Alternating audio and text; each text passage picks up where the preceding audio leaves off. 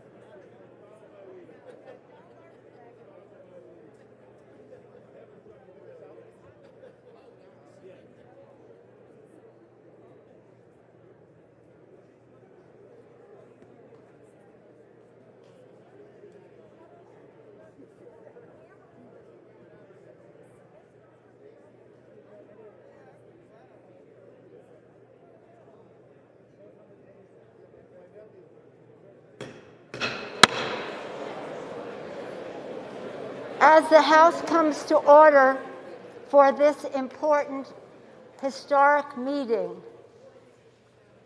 let us remind that each side, House and Senate, Democrats and Republicans, each have 11 members allowed to be present on the floor. Others may be in the gallery. This is at the guidance of the attending physician and the sergeants at arms. The gentleman on the Republican side of the aisle will please observe the social distancing and agree to what we have 11 members on each side so that we can responsibilities to this chamber, to this responsibility, and to this House of Representatives. Please exit the floor if you do not have an assigned role from your leadership. You can share with your staff if you want to have a few more, but you cannot be that close together, floor of the House, with that many people in here. And I thank the Senate and the Democrats for getting by the rules. Let's go. Let's just start. Okay.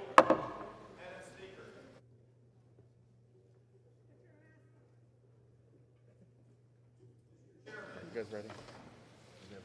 He needed you. I don't know what we're going to do. Madam Speaker and members of Congress, pursuant to the Constitution and the laws of the United States, the Senate and House of Representatives are meeting in joint session to verify the certificates and count the votes of the electors of the several states for President and Vice President of the United States. After ascertainment has been had that the certificates are authentic and correct in form, the tellers will count and make a list of the votes cast by the electors of the several states. The tellers on the part of the two houses have taken their places at the clerk's desk. Without objection, the tellers will dispense with the reading of the formal portions of the certificates. After ascertaining that the certificates are regular in form and authentic, the tellers will announce the votes cast by the electors for each state, beginning with Alabama, which the parliamentarians advise me is the only certificate of vote from that state and purports to be a return from the state, and that has annexed to it a certificate from an authority of that state purporting to appoint or ascertain electors. Mr. Blunt. For what purpose does the gentleman from Virginia seek recognition? For what purpose does the gentleman from Virginia rise? Parliamentary inquiry, Mr. Vice President. In order to follow with the Speaker's instructions that only a limited number of people be on the floor, may I ask how one would make an objection or make a parliamentary inquiry in the future if you're not on the floor but in the gallery?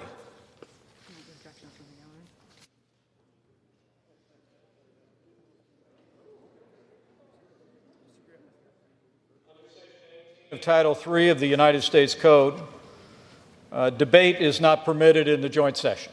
You want to hand that to The parliamentary inquiry, Mr. Vice President. I am not attempting Gentleman's to debate. recognized. I'm not attempting to debate. I'm trying to find out how a parliamentary inquiry or a parliamentary point of order would be made in following with the Speaker's request that most of us not be on the floor. How do you make one of those points of order when you don't know what's going to happen later? Respectfully, Yes, sir. the gentleman's parliamentary inquiry constitutes debate, which is not permitted in the joint session under Section 18 of Title III United States Code. With that, Mr. Blunt.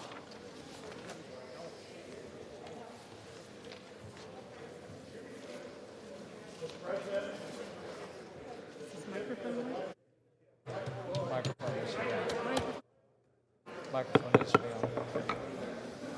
Is this mic on? Yeah. Is my statement out? Yes, sir, it is. Thank you. Try again. It's not on. Mr. President, do you think this is on? I don't believe it's on. It's not on. Try it one more time.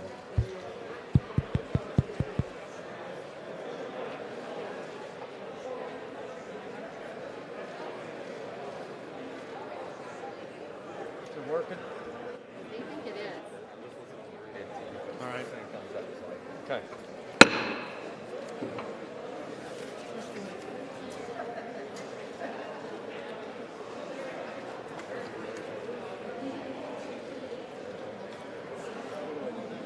You could ask what he wants. Are you ready? Let's get order, gentlemen. Want me to read it whether they can hear it or not? They think it's working, so we'll try again. The order. Mr. President, Order in the chamber. Mr. President, Gentlemen will continue. the certificate of the electoral vote of the state of Alabama seems to be regular in form and authentic, and it appears therefrom that Donald J. Trump of the state of Florida received 9 votes for president, and Michael R. Pence of the state of Indiana received 9 votes for vice president. Are there any objections to counting the certificate of vote of the state of Alabama that the teller has verified appears to be regular in form and authentic?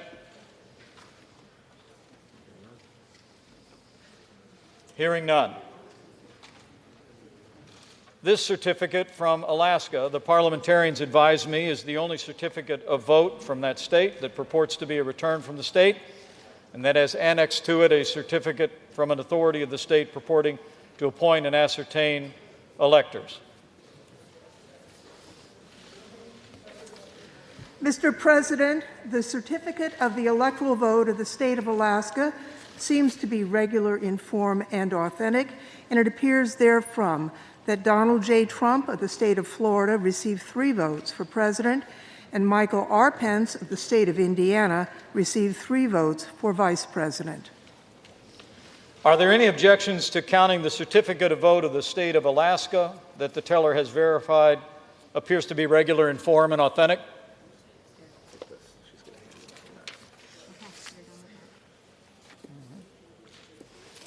If not, there are none. This certificate. Hearing none. This certificate from Arizona, the parliamentarians advise me, is the only certificate of vote that the state purports to be a return from the state, and that has annexed to it a certificate from an authority of that state purporting to appoint or ascertain electors.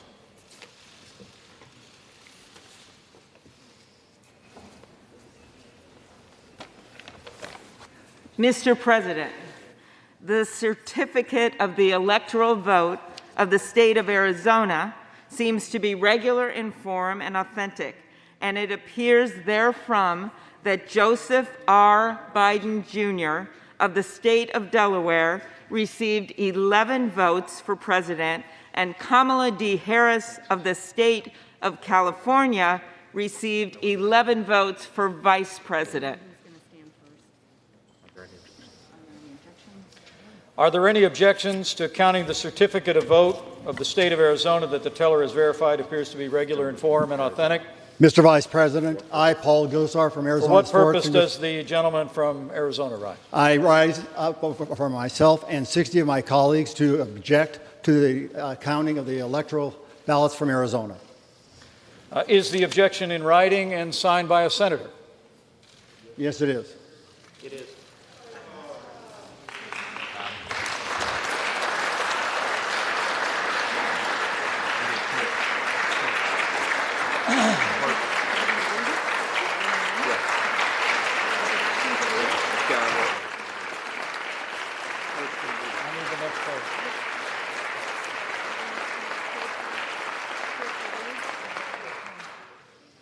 An objection presented in writing and signed by both a representative and a senator complies with the law, Chapter 1 of Title 3 of the United States Code.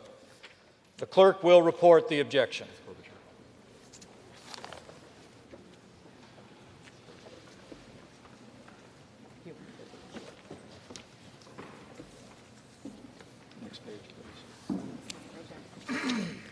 Objection to counting the electoral votes of the state of Arizona.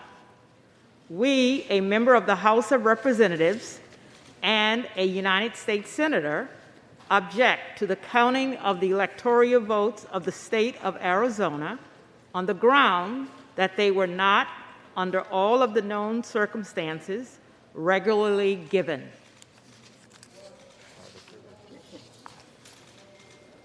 Are there further objections to the certificates from the state of Arizona? The chair hears none. The 2 houses will withdraw from joint session. Each house will deliberate separately on the pending objection and report its decision back to the joint session. The Senate will now retire to its chamber.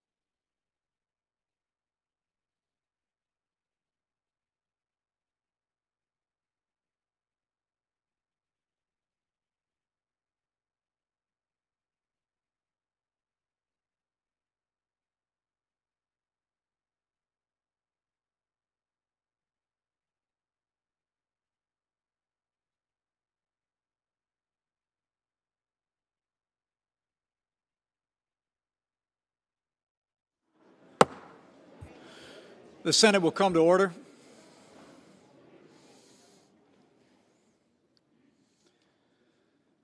Pursuant to S-Con Res 1 and Section 17 of Title III United States Code, when the two houses withdraw from the joint session to count the electoral vote for separate consideration of an objection, a senator may speak to the objection for 5 minutes and not more than once. Debate shall not exceed 2 hours, after which the chair will put the question, shall the objection be sustained? The clerk will report the objection made in the joint session. Objection from Representative Gozar from Arizona and Senator Cruz and others. We, a member of the House of Representatives and a United States Senator, object to the counting of the electoral votes of the state of Arizona on the grounds that they were not, under all of the known circumstances, regularly given. Majority Leader. Mr. President, I ask unanimous consent the Majority Leader and the Democratic Leader be allowed to speak, and that following their remarks, the Majority Leader and the Democratic Leader each control up to 1 hour of debate time and be authorized to yield up to 5 minutes of that time to any senator seeking recognition. Further, I ask unanimous consent that the senators be permitted to insert statements into the record. Is there objection? Without objection, so ordered.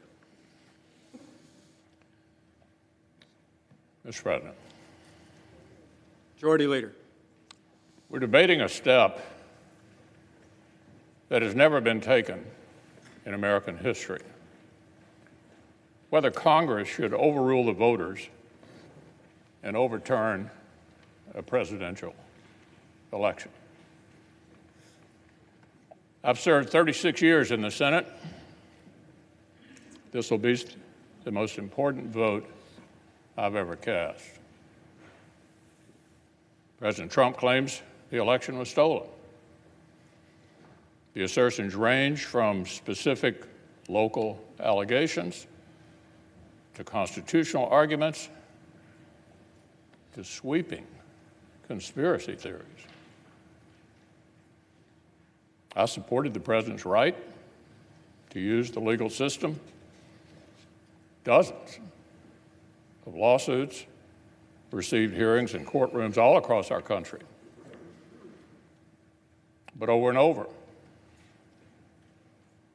the courts rejected these claims, including all-star judges whom the president himself has nominated.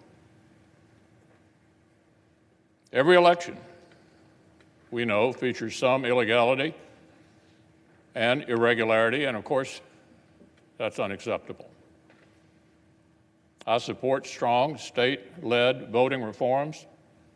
Last year's bizarre pandemic procedures must not become the new norm.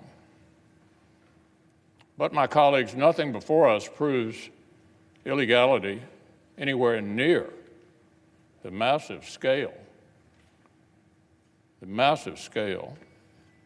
that would have tipped the entire election. Nor can public doubt alone justify a radical break when the doubt itself was incited without any evidence. The Constitution gives us here in Congress a limited role. We cannot simply declare ourselves a national board of elections on steroids.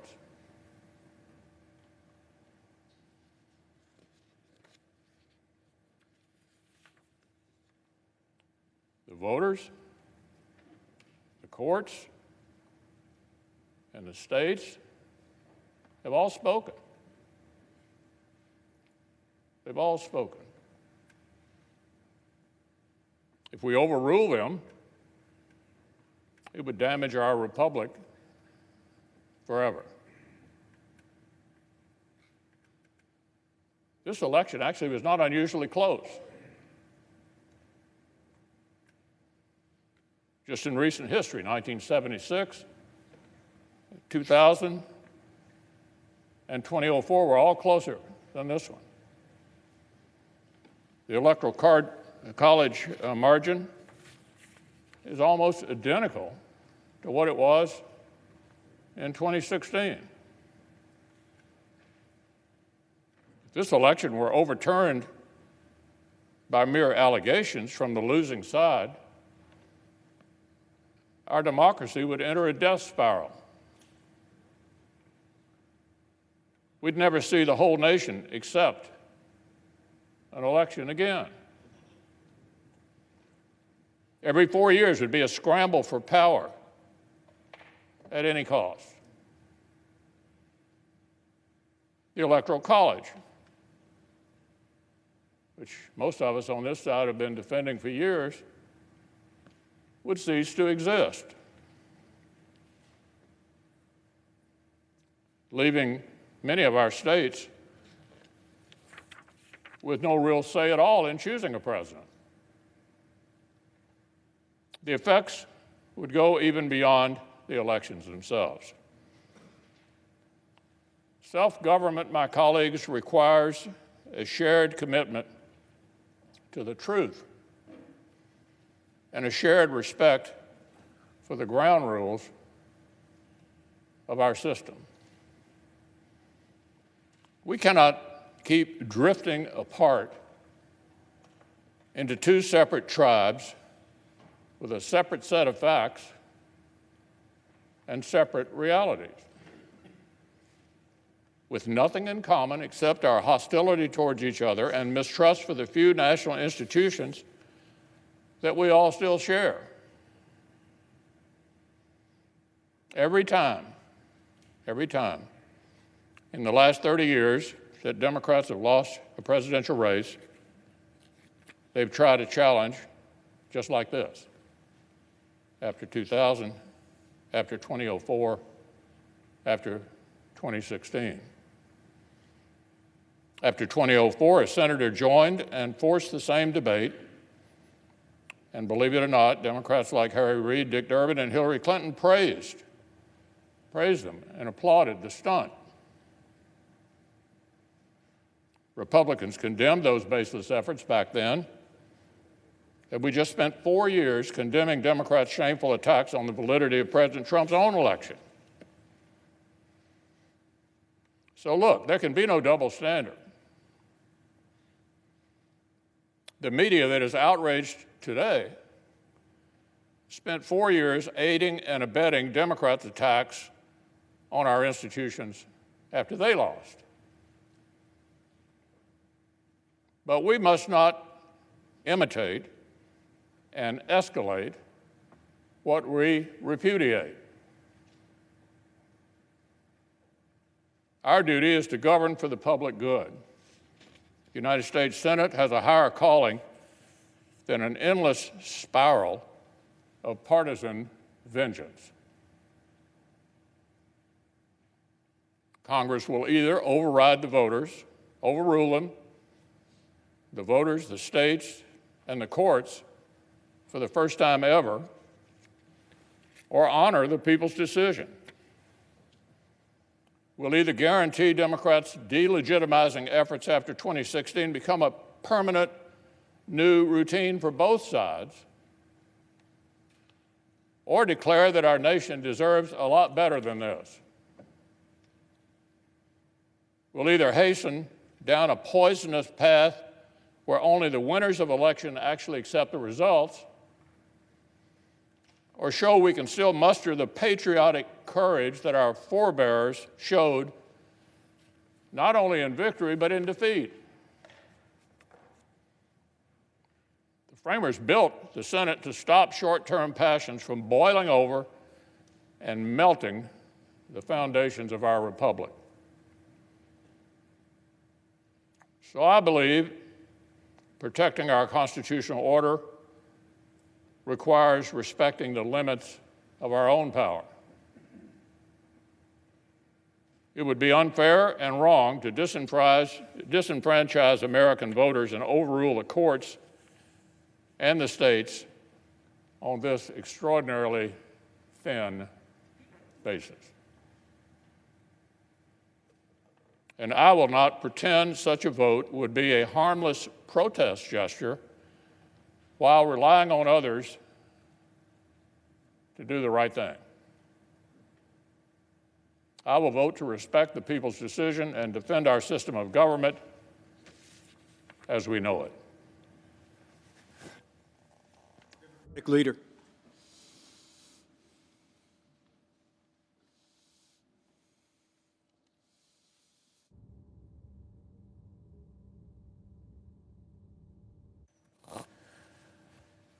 Mr. President, Vice President, as prescribed by the Constitution and the laws of the nation, the purpose of this joint session is for tellers appointed on a bipartisan basis by the two houses to read to the Congress the results of an election that has already happened. We are here to receive an announcement of a vote that has already been certified by every state in the Union and confirmed by the courts many times over. We're here to watch the current Vice President open envelopes and receive the news of a verdict that has already been rendered.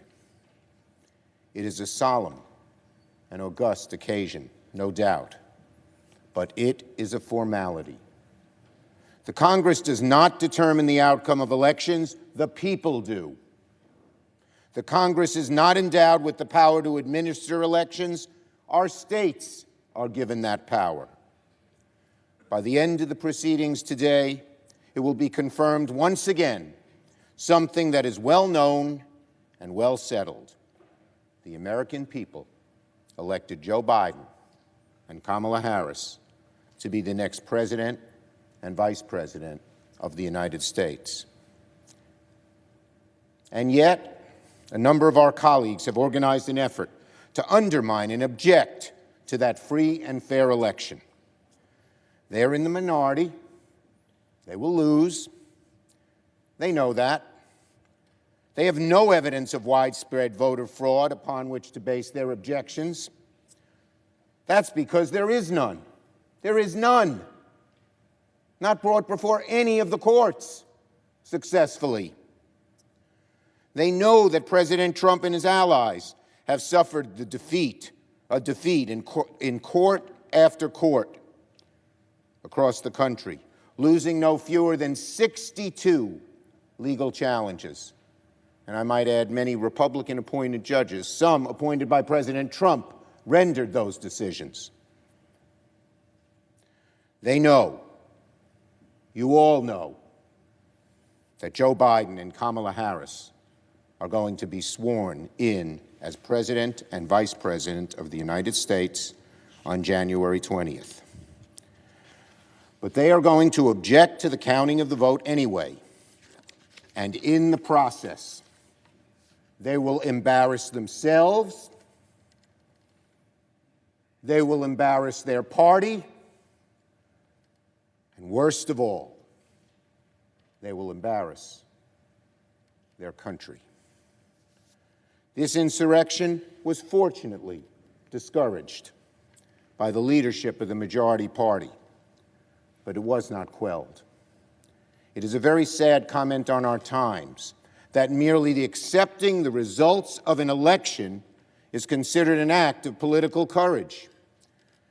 Sadder and more dangerous still is the fact that an element of the Republican Party believes their political viability hinges on the endorsement of an attempted coup. That anyone, much less an elected official, would be willing to tarnish our democracy in order to burnish their personal political fortunes. Over the course of the afternoon, and however far into the evening this band of Republican objectors wants to take us, senators of goodwill from both sides of the aisle will explain why these challenges must be dismissed. The senators from states whose electoral votes are being challenged will explain how the allegations of fraud are baseless. And a substantial bipartisan majority must vote to put down these objections and defend the sanctity of our elections and indeed, our great and grand democracy. Because that's what we're talking about today. The health of our democracy. This wonderful, beautiful, grand democracy where the peaceful passing of the torch is extolled by school children in the second grade, but not by some here.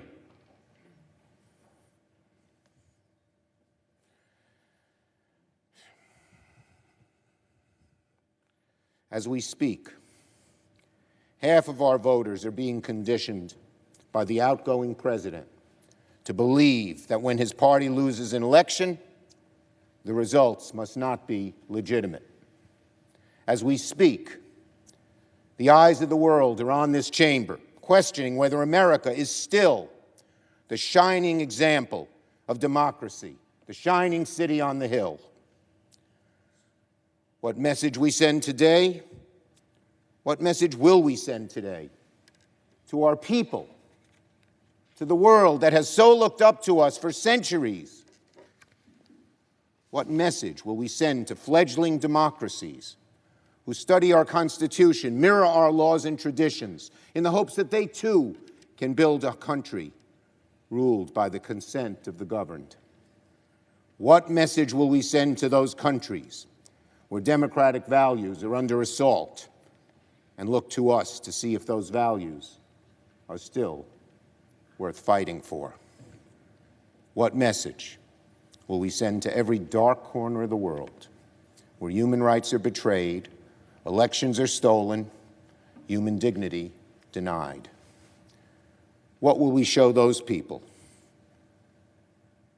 Will we show those people that there is a better way to ensure liberty and opportunity of humankind? Sadly, a small band of Republican objectors may darken the view of our democracy today, but a larger group of senators and House members from both sides of the aisle can send a message too.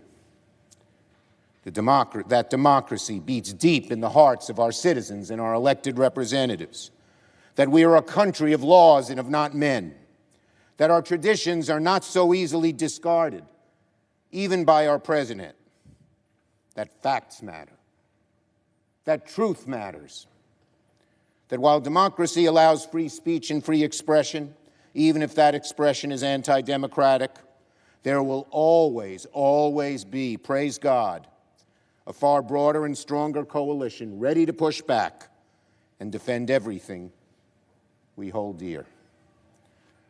We can send that message today by voting in large and overwhelming numbers to defeat these objections. My colleagues, we each swore an oath just 3 days ago that we would defend and support the Constitution of the United States against all enemies, foreign and domestic, that we would bear true faith and allegiance to the same. We swore that we took this obligation freely, without any mental reservation or purpose of evasion, and that we could well and faithfully discharge the duties of the office we were about to enter, so help us God. The precise words of that oath were shortly written after the Civil War, when the idea of true faith and allegiance to this country and its Constitution took on enormous meaning. Let those words ring in the ears of every senator today. Let us do our duty to support and defend the Constitution of the United States. So help us God.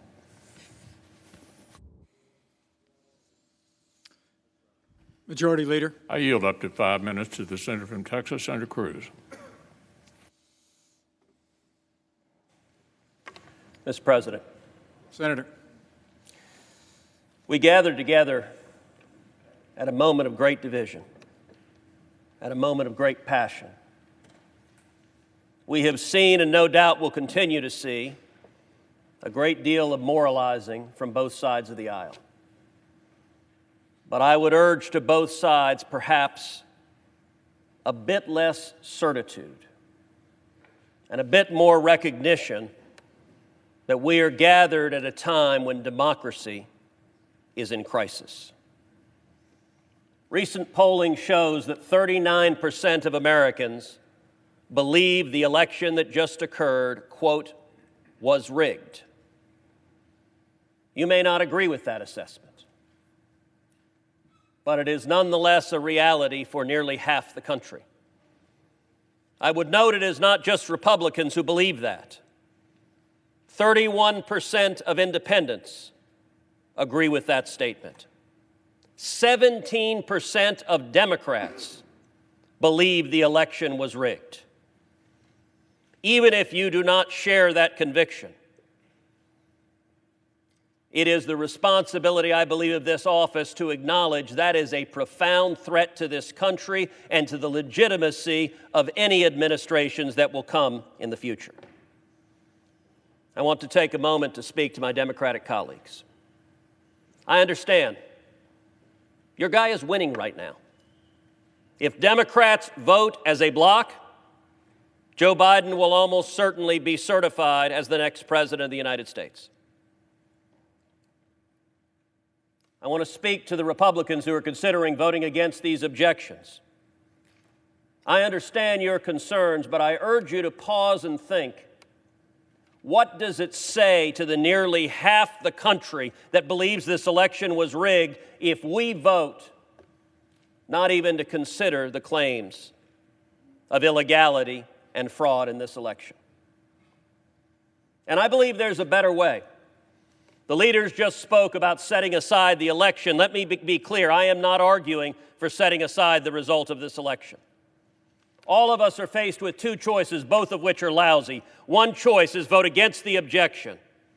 And tens of millions of Americans will see a vote against the objection as a statement that voter fraud doesn't matter, isn't real, and shouldn't be taken seriously. And a great many of us don't believe that. On the other hand, most, if not all of us, believe we should not set aside the results of an election just because our candidate may not have prevailed.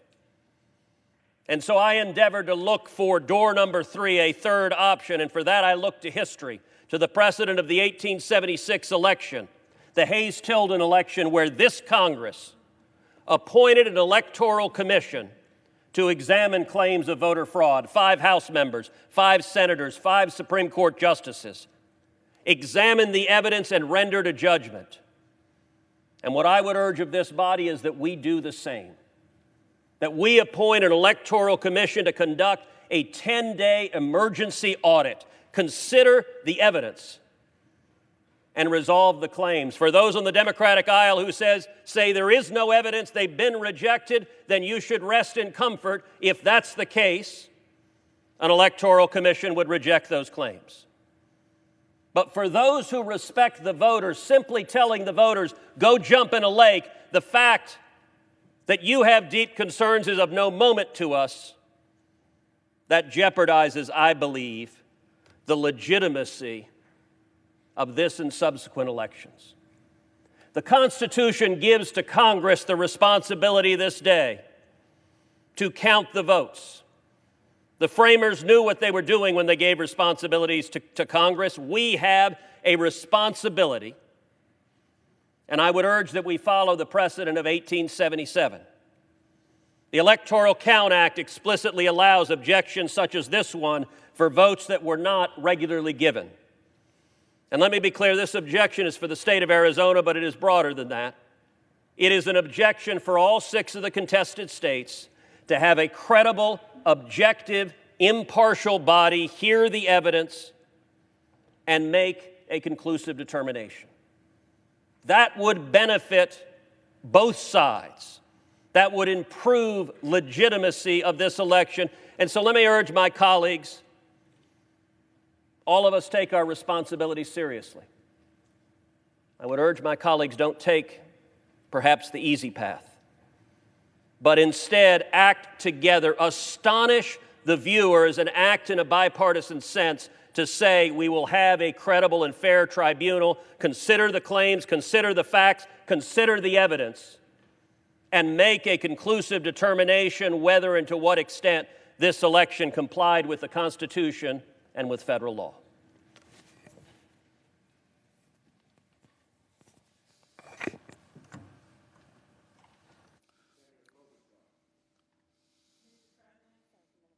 Senator from Minnesota. Mr. President, I first would like to say I appreciate the words of our leader, Senator Schumer, as well as Senator McConnell's call for a higher calling. January 6th is not typically a day of historical significance for our country. For centuries, this day is simply the day that we receive each state's certified electoral votes, and it has come and gone without much fanfare. In fact, this is only the third time in 120 years that the Senate has gathered to debate an objection, and as Senator Cruz well knows, both times these objections were resoundingly defeated. The last time the vote was 74-1. Why? Because senators have long believed that they should not mess around with the will of the people.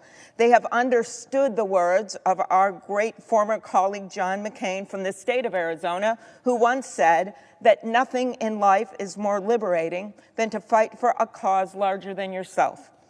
In this case, my colleagues, our cause, despite our political differences, is to preserve our American democracy, to preserve our republic, because as someone once said long ago, it's a republic if you can keep it. Now, I appreciate all my Democratic and Republican colleagues who have joined our ranks of coup fighters, who have stood up for our democracy, who stand tall for our republic, and who believe in an ideal greater than ourselves, larger than our political parties. That ideal is America. And Senator Cruz, he knows this. On January 20th, Joe Biden and Kamala Harris will be sworn in as President and Vice President of the United States. He knows that President-elect Biden won more votes than any president in history and more than 7 million more votes than President Trump. Despite the unfounded conspiracy theories Senator Cruz touts, he knows that high-ranking officials in President Trump's own Homeland Security Department have concluded that the 2020 election was, quote, the most secure in American history.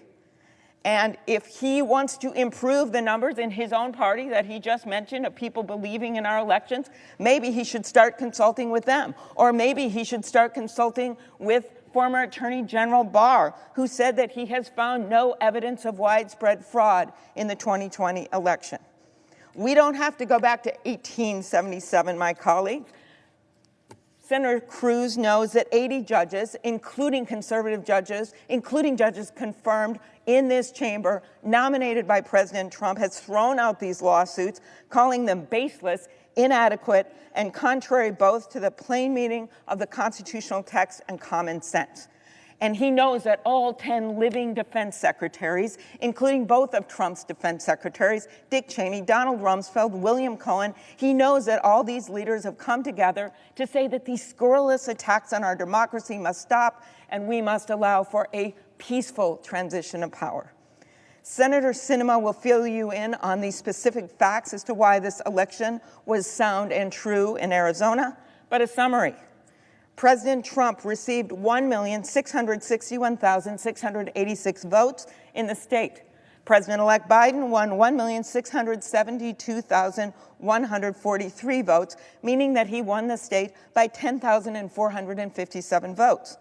On November 30th, after Arizona's Republican governor, the Secretary of State, the Attorney General, and the conservative Chief Justice of the Arizona Supreme Court certified the results of the election, the governor actually said, "We do elections well here in Arizona. The system is strong." 8 post-election lawsuits brought in Arizona to challenge the results were dismissed by judges. 9 members of the House from Arizona were elected in the same election, including 4 Republicans. And colleagues, I did not see Senator Cruz over at their swearing in the House of Representatives last Sunday asking for an audit. He did not stop their swearing in because there was no fraud. And he did not ask for an audit because we had a fair election. I will end with this. My friend Roy Blunt, my fellow Rules Committee leader, many years ago found a statue, a bust of a man at the top of a bookcase. He did research. He went to the historians, and all he could find out was that no one knew who this guy was, except that he was a cleric. Hence, the statue is called the Unknown Cleric. Now, at the time, our leaders thought this man important enough that they would warrant a statue for him. But today, no one knows who he is. Senator Blunt's message to school kids and senators alike that visit his office when he shows them the statue: what we do here is more important than who we are. Senators, what matters is not our futures, not our own short-term destinies. What matters is our democracy's destiny. Because I think many of us know that people will not know who we are 100 years from now or 200 years from now. But what they will know is this: they will know what we did today, how we voted today, and that is more important than who we are. It's a republic if we can keep it. Thank you, Mr. President. I yield the floor. Majority Leader. I yield up to 5 minutes to the senator from Pennsylvania, Senator Toomey. Senator from Pennsylvania. Thank you, Mr. President, and I intend later to address the specifics of Pennsylvania if and when an objection is raised with regard to Pennsylvania. For now, I want to address my remarks to what I think is the fundamental question being posed by the objectors. And that is, does Congress have the constitutional authority to decide which states' electoral college votes should be counted and which should not, based on how well we think they ran their elections? This is what the objectors are really asking us to do: to federalize elections by rejecting electoral college votes from states whose processes they say they disapprove of, and thereby having Congress select the President of the United States instead of the American people. The answer, Mr. President, is no. There is no such authority under the Constitution. The Constitution assigns to the states the responsibility to conduct elections. It's clear in Article 2, Section 1. It leaves courts with the responsibility to adjudicate disputes, and it assigns to Congress the ministerial function of counting ballots, except for extreme circumstances, such as when a state sends competing slates of electors to Congress. Which brings me to the 1877 precedent. Some objectors claim to merely want a commission to conduct an audit and then let states decide whether to send different electors. Well, first, the situations are not at all analogous. In 1877, Congress had before it 2 slates of electors from several states. Here, there are no Trump electors from swing states. There's just Biden electors. Second, legislatures from the swing states, they've already spoken. They've made their decision. They've chosen not to send us alternative electors. Third, a commission? Really?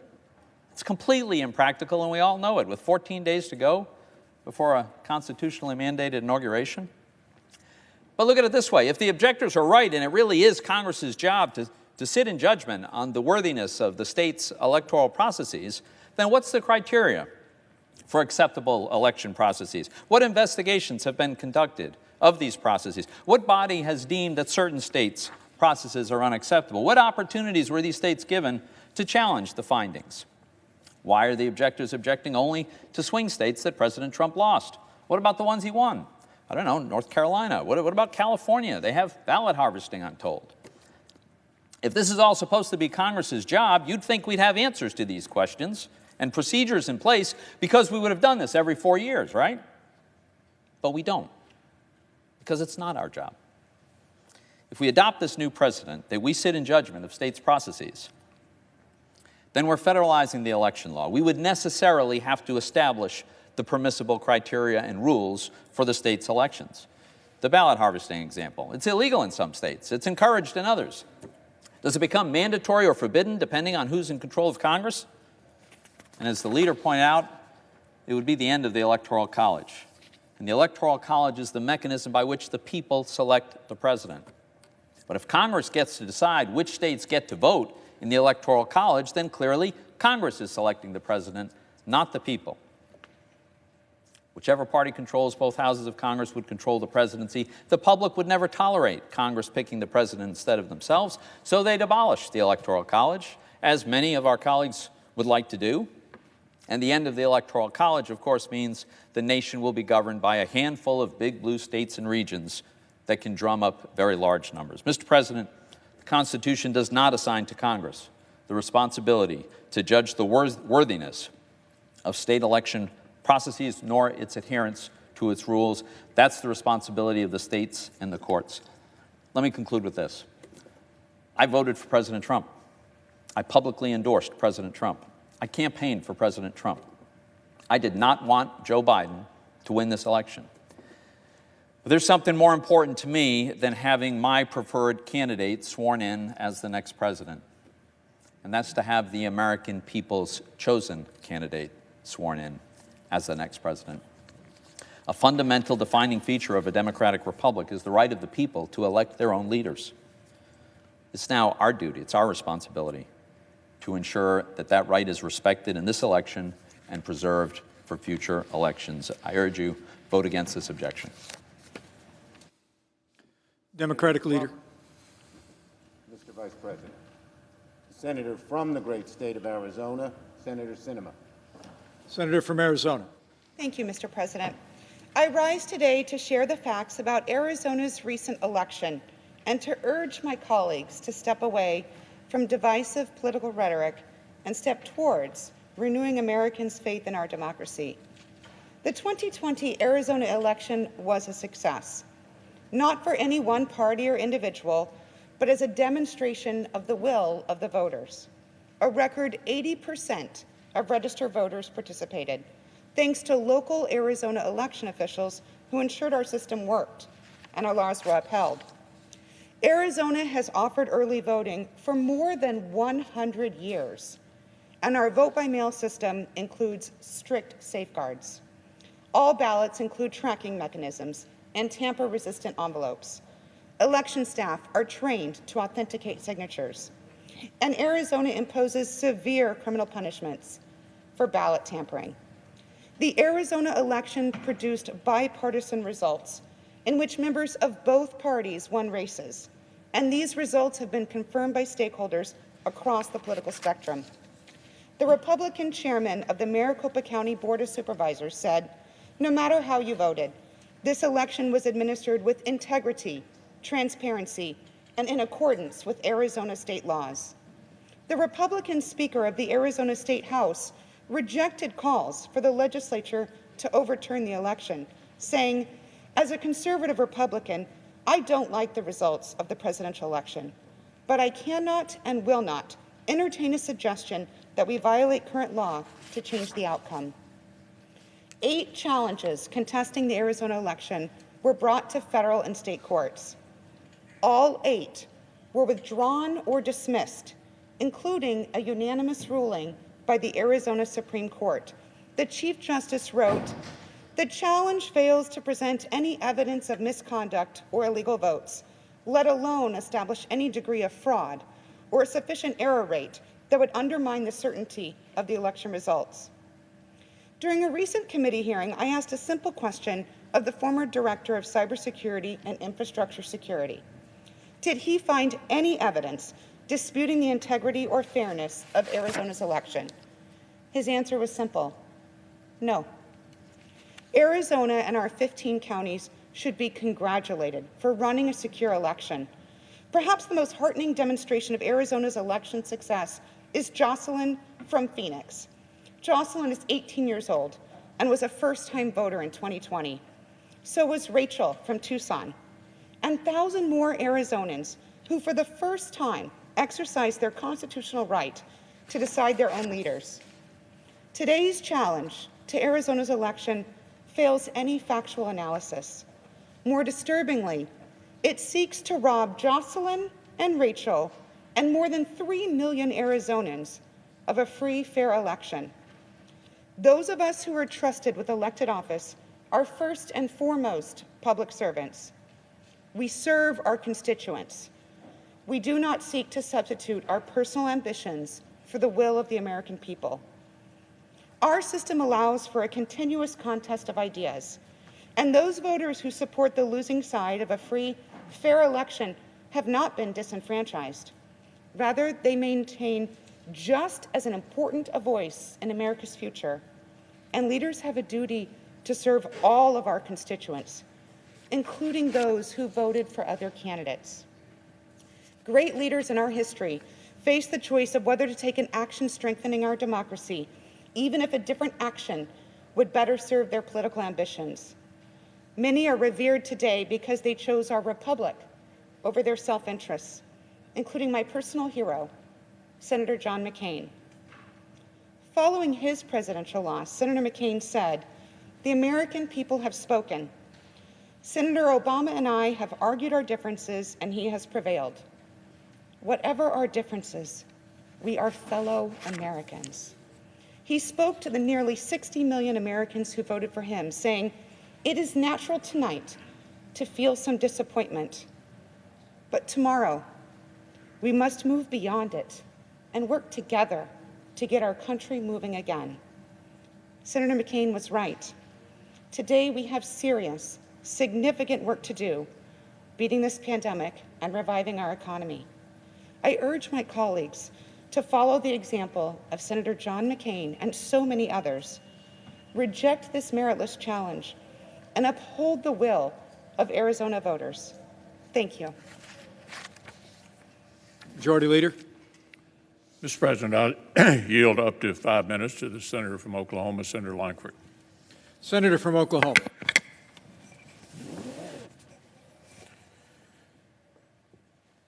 Mr. President, in America, we settle our differences in elections. What happens if you don't trust the election count, or you're concerned that so many courts denied or dismissed cases within hours after they were given thousands of pages of evidence?